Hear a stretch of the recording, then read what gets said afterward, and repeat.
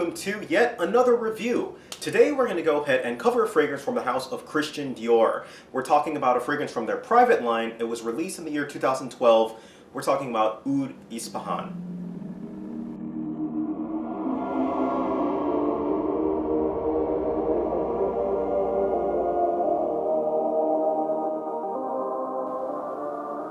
Now, Oud Ispahan is a fragrance, again, from their private line, so it's a little bit more expensive. For those of you who don't know what that means, there are a bunch of fragrances from Dior, like Dior Homme Intense, Dior Homme Cologne, Dior Homme. All of those fragrances are from their designer line.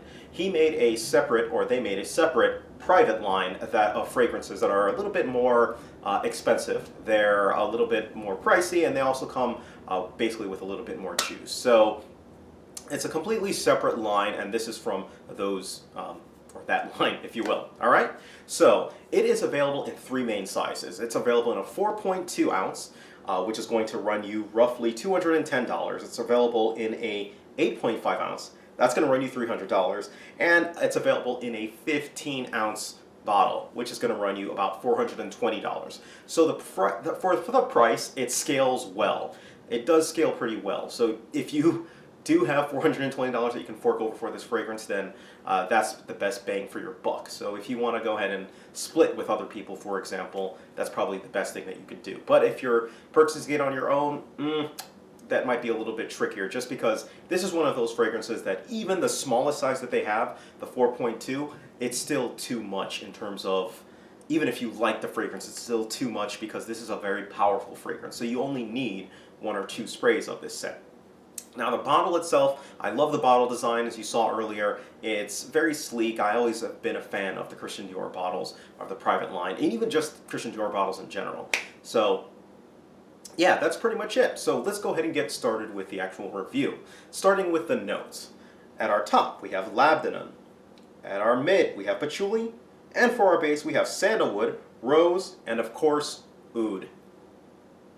So Oud Ispahan, I was coming in thinking of, I saw the bottle, and the bottle obviously was pink, and it was called Oud. So I actually guessed off the bat that this was probably a rose, and without knowing anything of it, I thought this was going to be a rose oud scent. And that's actually what this is. This is a rose and oud scent put together. When you spray it on initially, it comes off as very harsh. It comes off as very aggressive, as very animalistic. So when I was initially smelling it, I was like, oh, you know what? This is something that I can actually get behind.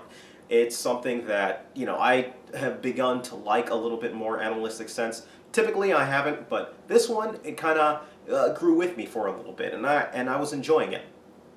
So basically what you're going to get when you first spray it is you're going to get a blast of labdanum.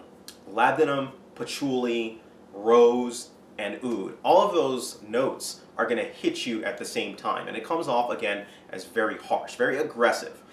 Those notes don't settle down for a while, and you have to give it about 30 minutes to half an hour to about an hour, where the scent will turn into something else. And that's basically, the scent is going to calm down significantly. The rose is going to take the center stage, and the rest of the notes are going to kind of be the backup actors, if you will, in the scent. So the oud begins to really complement the rose. This is an excellent rose and oud scent, put in together. You gotta get a little bit of the woods as well in with it too, but that animalistic smell that I mentioned earlier, that's gone. It's replaced with more of a powdery scent. So you're talking about rose, oud, and powder kind of mixed in with one another. It's absolutely fantastic. And as the fragrance kind of goes throughout its life, it really remains a rose fragrance. It's just a difference in what part of the rose is a star. Like that phase that I'm referring to, it's a soft rose. Then it turns into more of a dancing rose. Then a little bit more of an upbeat rose is what I'm trying to say. It changes. That rose changes throughout the fragrance, and it's absolutely fantastic and beautiful.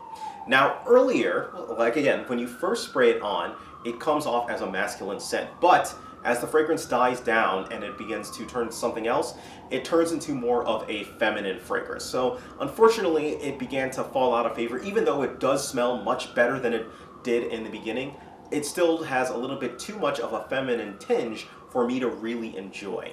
So unfortunately, that's kind of what brought this one down a little bit for me. But it is a good scent, so I will give them that. They actually did a good job on this one. Now, I go roughly one spray usually, sometimes two.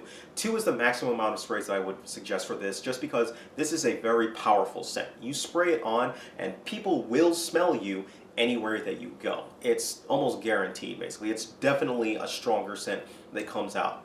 And thankfully, the scent dies down in the second phase, but it's still, airing out. So if you go over two sprays, I know this is one of those scents where you will definitely choke people out and people will be upset with you because you have sprayed on too much.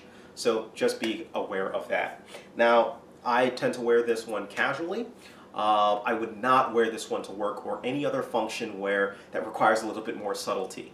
I wouldn't wear it to any function where the guys are, I guess you say, traditional. They may smell, if you are a guy and you wear this one, they may think that you smell like a woman.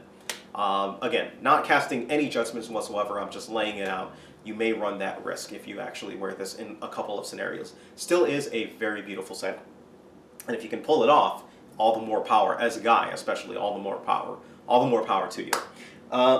Age group wise and season wise, this is a good fall and winter scent, and age group wise, I think this is a good mature scent. I don't think this is a scent for the younger generation, if you will.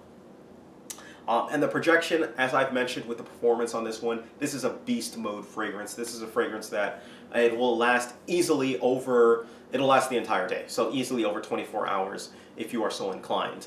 But yes, this is one that lasts and it's one that projects really well. Compliment wise for this one, this did get one comment and it did get one compliment with it. So the compliment was along the lines of, what is it that you're wearing? Is it rose that you're wearing? And I was like, why, yes, I am wearing this fragrance, Oud Ispahan. And this person, it was a woman, this person was like, yes, this is a very fantastic smell. Kudos, good job. And that was pretty much the compliment for it. And another comment that I got was along the lines of the power of the fragrance. It was very powerful. Once, when I was testing it, I think I went 3 sprays, and then I went to work on top of that. So I think a person, a couple seats down, commented. And so there wasn't anybody else in the office, and so yes, commented that it was a strong fragrance, and he didn't actually mean it in a positive or negative way. He was just like, man, that fragrance is strong.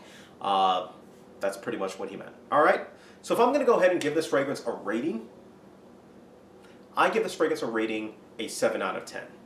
It gets a 7 out of 10 because at the end of the day, I think this is a good fragrance. I love the take that they did with the rose and the oud. I think it's just a fantastic kind of mix, and it really garners its strength, and it really garners its best part as it goes on throughout the fragrance. It becomes such a beautiful dancing rose fragrance. However, it's too expensive.